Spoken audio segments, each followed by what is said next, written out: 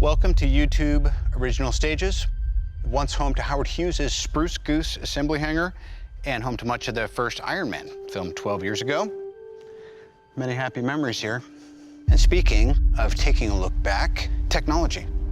It's advancing faster and taking less time to be widely adopted than ever before. Like, as in it took roughly 10,000 years to go from writing to printing press, but only about 500 more to get to email. Now it seems we're at the dawn of a new age, the age of AI, artificial intelligence. Please define. AI is a branch of computer science dealing with the simulation of intelligent behavior in computers. Yeah, okay, there you have it. What does it mean? I don't know. Tons of folks are working on it, right? Most people don't know that much about it, and of course, there's no shortage of data or opinions. Anyway, I've heard it said that the best way to learn about a subject is to teach it. But to level with you, I have a wildly incomplete education. Not in my day job, where I've been AI adjacent for over a decade. Anyway, I figured now would be as good a time as any to catch up on the state of things regarding this emerging phenomenon. My sense of it is it kind of feels like Pandora's box, maybe-ish. Much of my understanding on this topic has come from sci-fi stories, which usually depict us heading towards Shangri-La or dystopia. Like most things, I suspect the truth is probably somewhere in the middle. Now, along the way, we'll demystify some common misconceptions about things we thought we understood, but probably don't. Terms such as machine learning, algorithms, computer vision, and big data, they will be conveniently unpacked to help us feel like we know what we're doing. Kinda. By the way, Pandora's box. What in the box? It was a clay jar. How about that? Demystified. AI is teaching the machine, and the machine becoming smart. Each time we create a more powerful technology, we create a bigger lever for changing the world. Autonomous driving started. It's an extraordinary time, one of unprecedented change and possibility. To help us understand what's happening, this series will look at innovators pushing the boundaries of AI and how their groundbreaking work is profoundly impacting our lives and the world around us. In this episode, we'll meet two different visionaries exploring identity, creativity, and collaboration between humans and machines. Intelligence used to be the province of only humans, but it no longer is. We don't program the machines, they learn by themselves.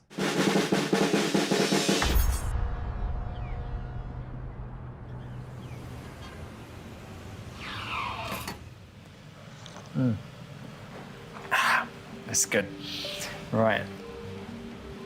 My background's always been a mixture of art and science. I ended up doing a PhD in bioengineering. Then I ended up in the film industry, working on King Kong to Avatar, simulating faces.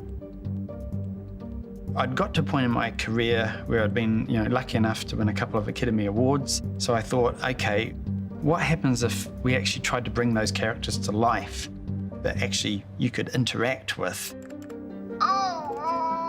Baby, ooh. What can you see? So Baby X is a lifelike simulation of a toddler. Hey, are you excited to be here? She's actually seeing me through the web camera. She's listening through the microphone. Ooh, yeah. Baby X is about exploring the nature of how would we build a digital consciousness if it's possible. We don't know if it's possible, but we're chipping away at that problem. Hey, baby, hey. Problem is an understatement for what Mark's chipping away at. His vision of the future is one where human and machine cooperate, and the best way to achieve that, he thinks, is to make AI as lifelike as possible. Peekaboo. Which is why he began where most life begins, a baby, modeled after his own daughter. So if we start revealing her layers, she's driven by virtual muscles, and the virtual muscles in turn are driven by a virtual brain. Now these are radically simplified models from the real thing, but nevertheless, they're models that we can explore how they work because we have a real template that exists, the human brain. So these are all driven by neural networks. A neural network is a virtual, much simpler version of the human brain. The brain is the most complex system in our body.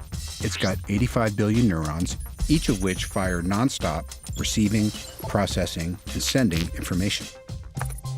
Baby X's brain is nowhere near as complex, but that's the goal. Instead of neurons, it's got nodes. The more the nodes are exposed to, the more they learn. What we've learned is it's very hard to build a digital brain, but where we want to go with it is we're trying to build a human-like AI which has a flexible intelligence that can relate to people. I think the best kind of systems are when humans and AI work together. One of the biggest misconceptions of AI is that there is a super intelligent being, or what we call generalized AI, that knows all, can do all, smarter than all of us put together. That is a total misconception. AI is built on us. AI is mimicking our thought processes. AI is basically an emulation of us. Like visionaries before him, Mark's a dreamer. The current state of his moonshot, however, is a little more earthbound. Thank you for granting access to your microphone. It's good to hear you. Today, most avatars are basically glorified customer service reps. Rest assured, your health is my primary concern. They can answer simple questions and give scripted responses. I love helping our customers, so I'm keen to keep learning. Beats dealing with automated phone lines for sure, but it's a far cry from Mark's ultimate vision. Hey, baby. Hey. To create avatars that can actually learn, interpret, and interact with the world around them, like a real human. What's this? Spider. So we're starting to get a spider forming in her mind here. She's starting to associate the word with the image. So baby, spider. Spider. Spider. Good. Okay, what's this? Spider. No, this is a duck. Look at the duck. Duck. Yeah. Baby X uses a type of AI called object recognition. Basically, it's how a computer sees. How it identifies an object like a spider or tells the difference between a spider and a duck. It's something that you and I do naturally.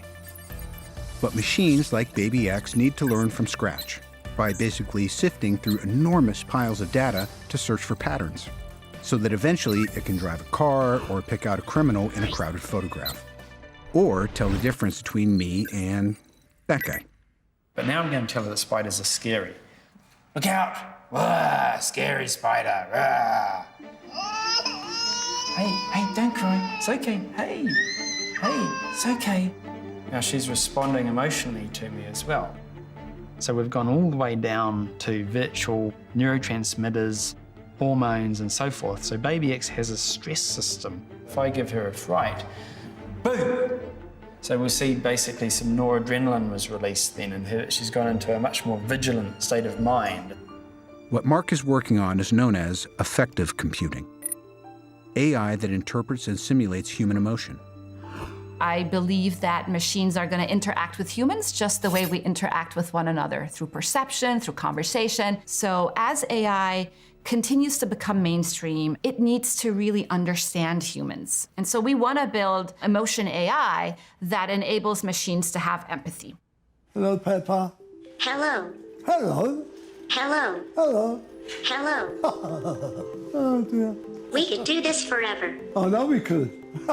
They've showed, for example, older adults who have AI agents that are in nursing homes. They are happier with a robot that emotes and is social than having no one there. That's really the enhancement of human relationships. Hey, hello. You know, human cooperation is the most powerful force in human history, right? Human cooperation with intelligent machines will define the next era of history. Using a machine which is connected with the rest of the world through the internet that can work as a creative, collaborative partner, that's unbelievable.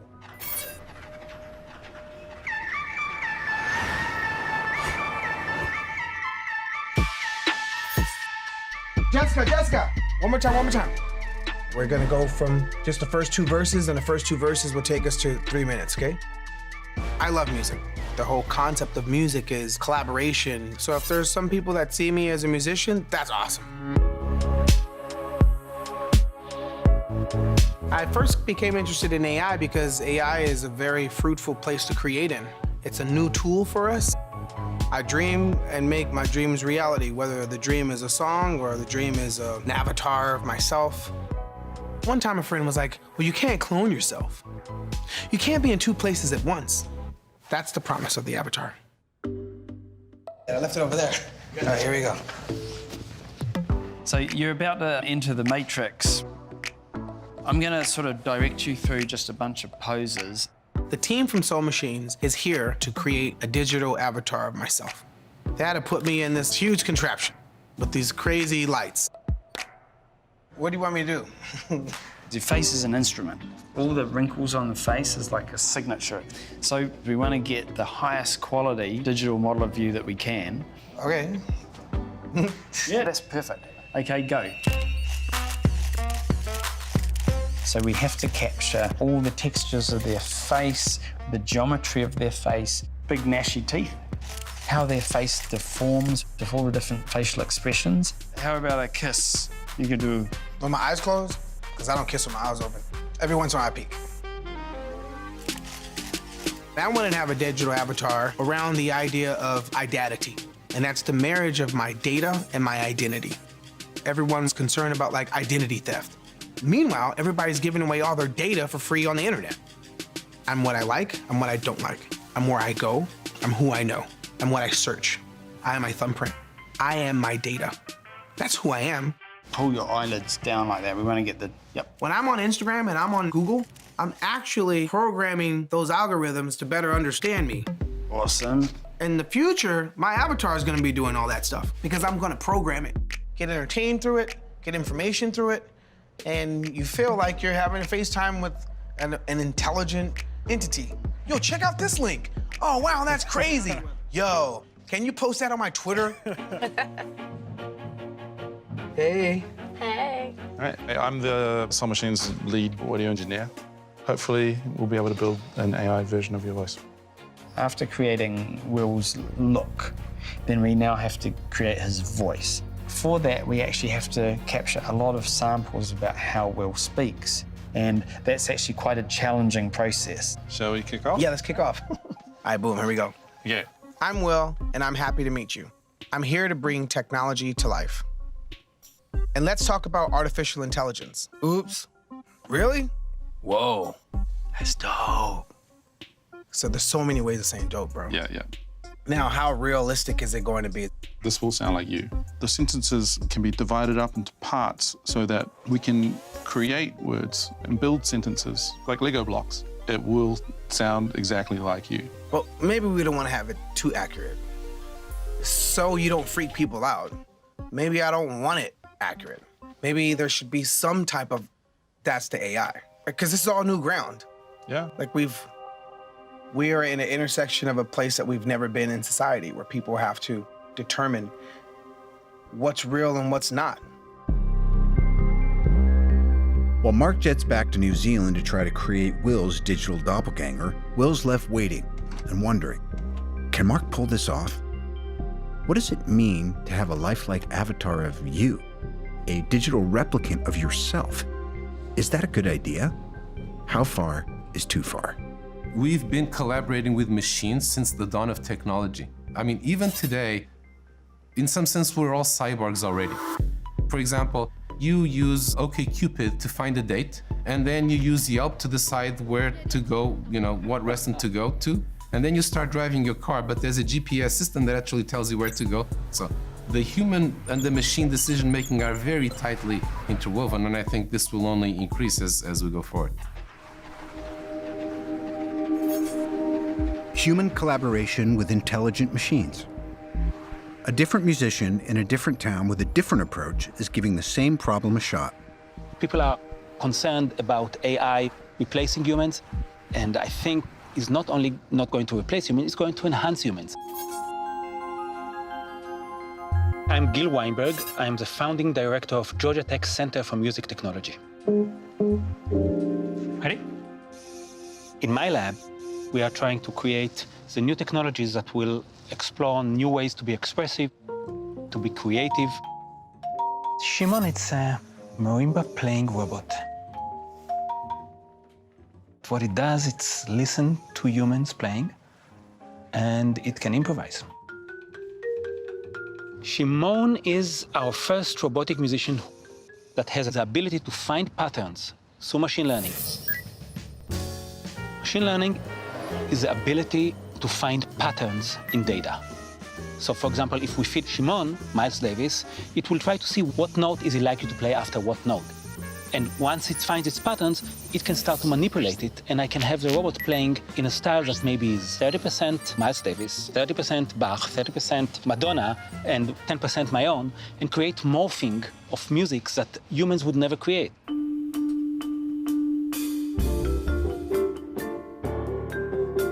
Gil's groundbreaking work in artificial creativity and musical expression has been performed by symphonies around the world.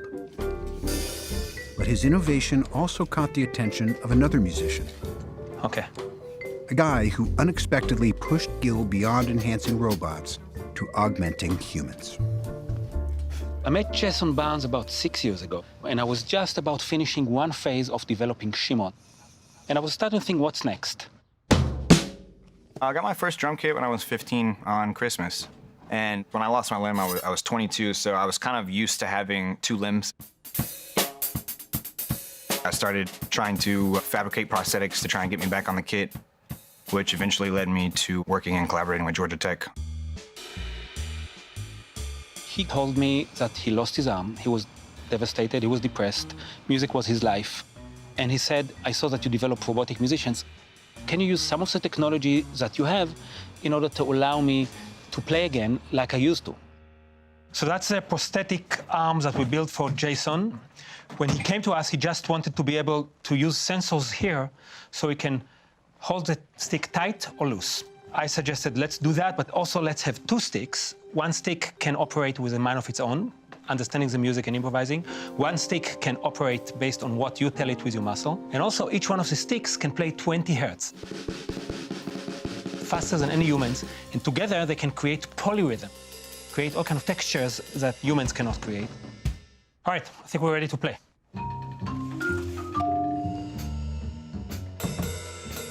In some ways, the robotic drum arm allows Jason to play better than he ever has, but it still lacks the true function or feeling of a human hand.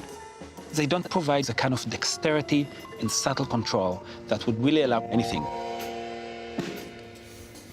This revelation drove Gil to his next innovation, the Skywalker hand.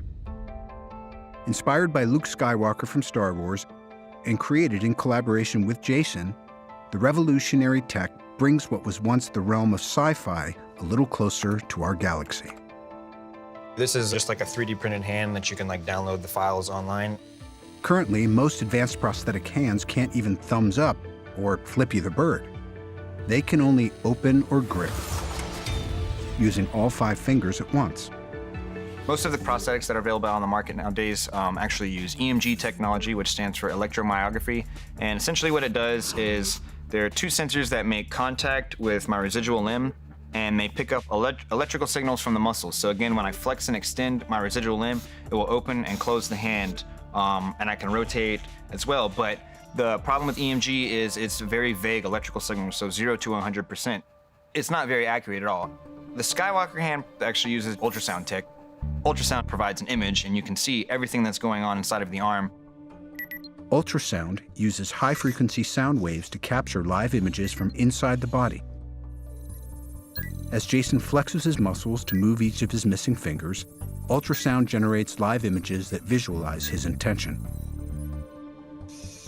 The AI then uses machine learning to predict patterns, letting a man who's lost one of his hands move all 5 of his fingers individually, even if he's as unpredictable as Keith Moon. The work that Gil is doing is really important. Gil comes from a non-engineering background, which means that his technology and the way he thinks about robotics is actually quite different than, say, the way I would think about it, since I come from an engineering background. And the commonality is that we want to design robots to really impact and make a difference in the world. We were able to create a proof of concept with Jason Barnes. Once we discovered that we can do this with ultrasound, immediately I looked at, hey, let's try to help more people.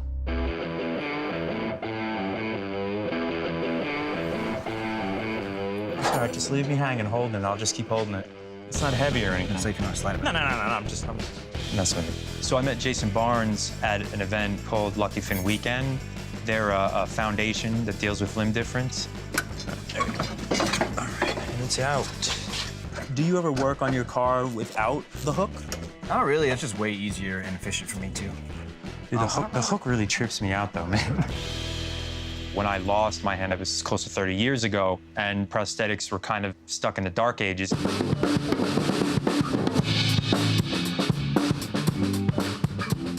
In general, they didn't really do a whole lot, and even if they moved, they seemed to be more passive than actually worthwhile to use. I don't like to talk about my accident because I don't feel it defines me. The narrative on Limb Different People has been the accident. This is what happened, and these are these sad things, and it becomes inspiration porn. For me, for example, right, if I do something, I have to like smash it out of the park because otherwise I feel like there's gonna be this, oh, well, he did it good enough because he's missing his hand. Yeah. And I'm like, F that, like I'm gonna be as good or better than somebody with two hands doing whatever I'm doing, you know?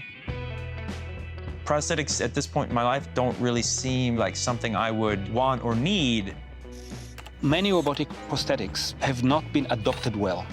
The amputees try them and then they don't continue to use them.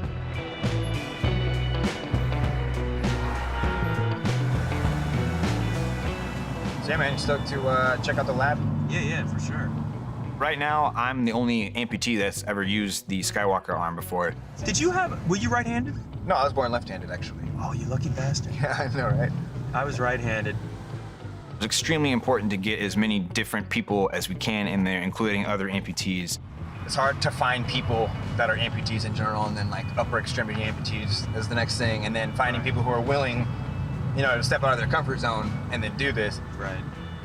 When I met Jason, I found it really interesting that we had a lot in common because we were both into cars, we were both into music.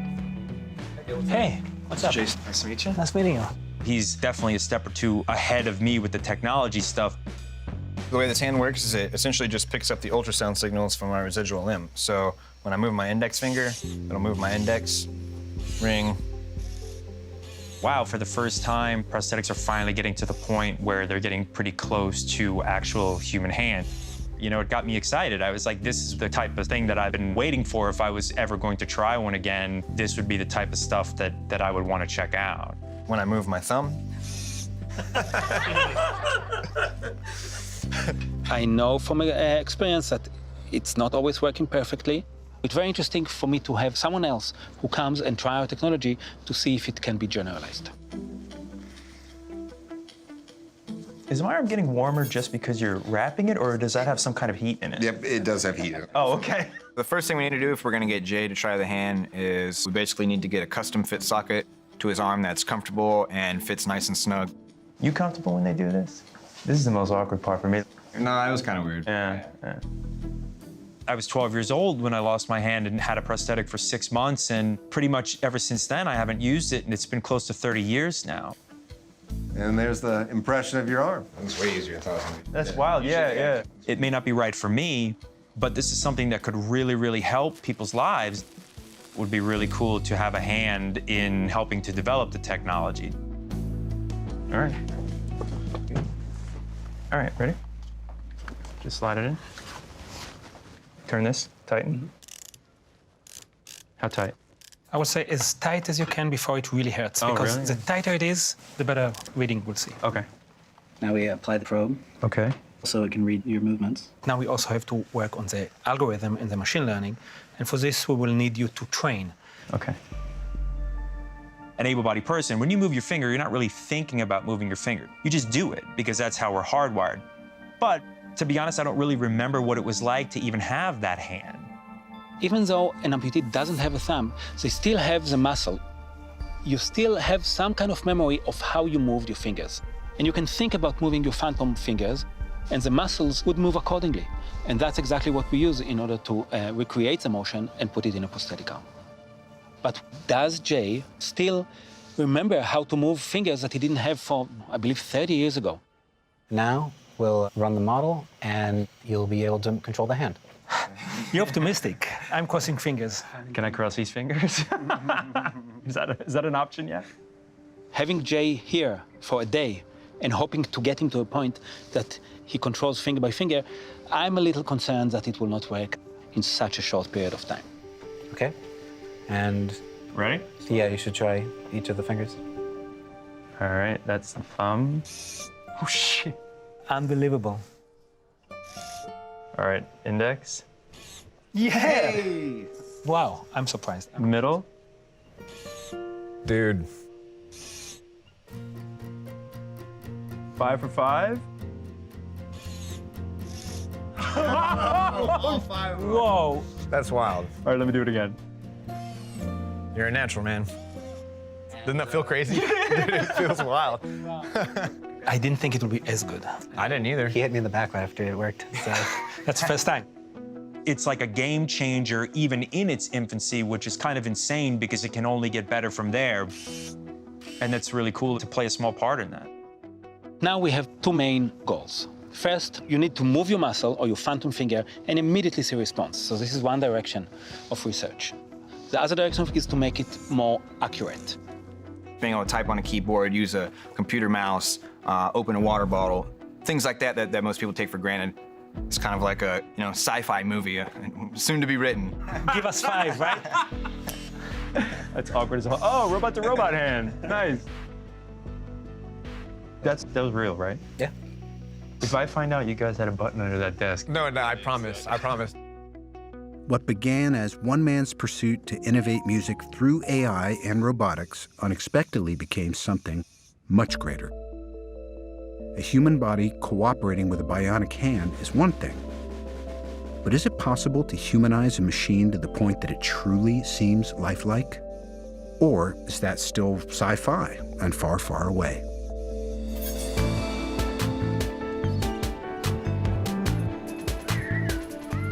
How did things go with Will? One of the real challenges there was just getting enough material that we could actually come back with. We can't possibly capture somebody's real personality, that's impossible. But in order for it to really work, it's really important to capture a feeling of Will. Right, so... Will's avatar is actually Mark's first go at creating a digital copy of a real person. Oh, wow, that's looking pretty good. He's not just trying to clone a human by any stretch, but trying to create an artificial stand-in that's somewhat believable. Still, like most firsts, it's bumpy, and it's a cautious road into the unknown. A big challenge that I've found while I've been looking through a lot of the images is it seems that Will was moving a lot during shots. Okay.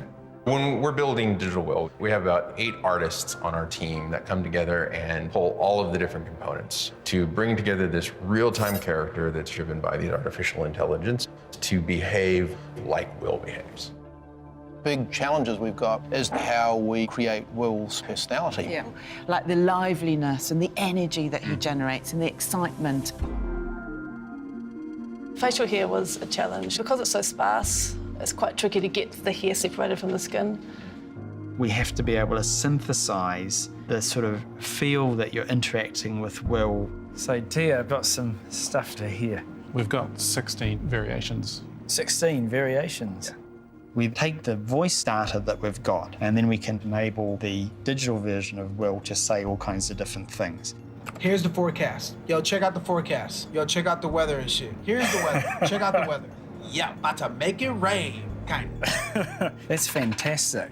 The words, the delivery, emphasis shows you just how complex people react.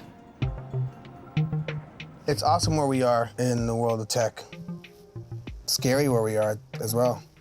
My mind started thinking like, wait a second here. Why am I doing this? What's the end game?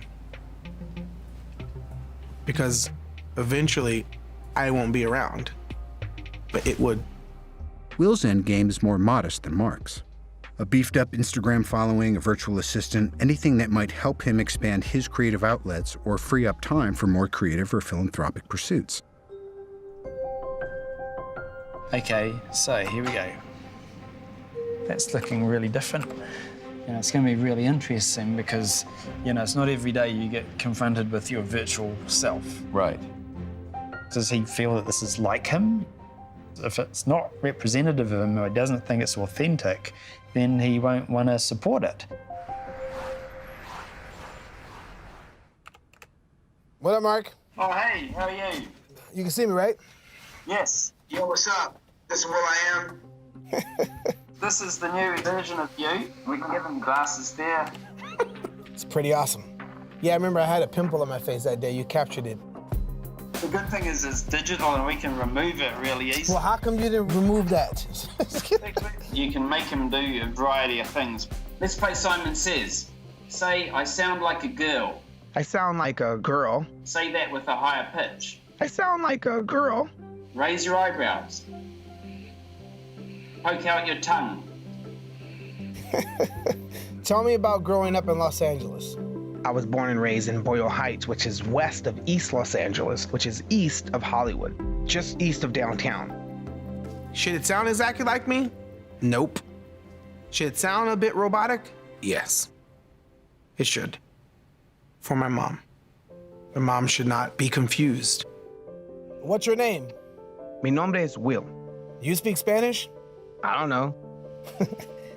I know it needs some fine-tuning, but the way it's looking so far is mind-blowing. Thanks, Mark. Yeah, no worries. How far do you go down that path until you can label it a living, digital living character? This raises some of the deepest questions in science and in philosophy, actually. You know, the nature of free will. How do you actually build a character which is truly autonomous? Peekaboo. What is free will? What does it take to do that?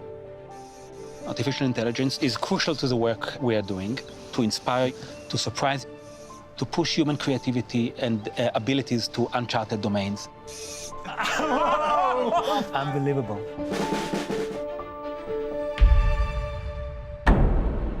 Free will. It's something we've been grappling with for thousands of years, from Aristotle to Descartes, and will continue to grapple with for 1,000 more.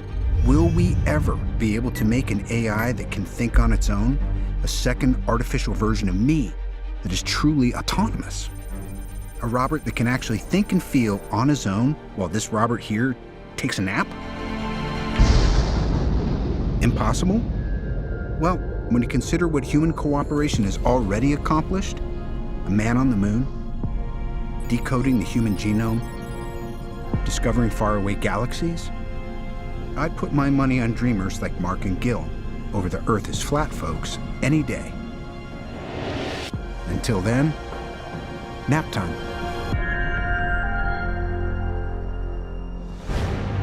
Look at our world today. Look at everything we've created. Artificial intelligence is going to be the technology that takes that to the next level. Artificial intelligence can help us to feed the world population. The fact that we can find where famine might happen, it's mind-blowing. These are conflict areas. This is an area that we need to look at protecting. Then launch AI. We are going to release the speed limit on your car. Tim, can you hear me? With AI, ideas are easy, execution is hard. What excites me the most about where we might be going is having more superpowers. I got him. And AI is superpowers for our mind. Even though the limb is synthetic materials, it moves as if it's flesh and bone. You start to think about a world where you can prevent disease before it happens. AI can give us that answer that we've been seeking all along. Are we alone? I love the idea that there are passionate people dedicating their time and energy to making these things happen.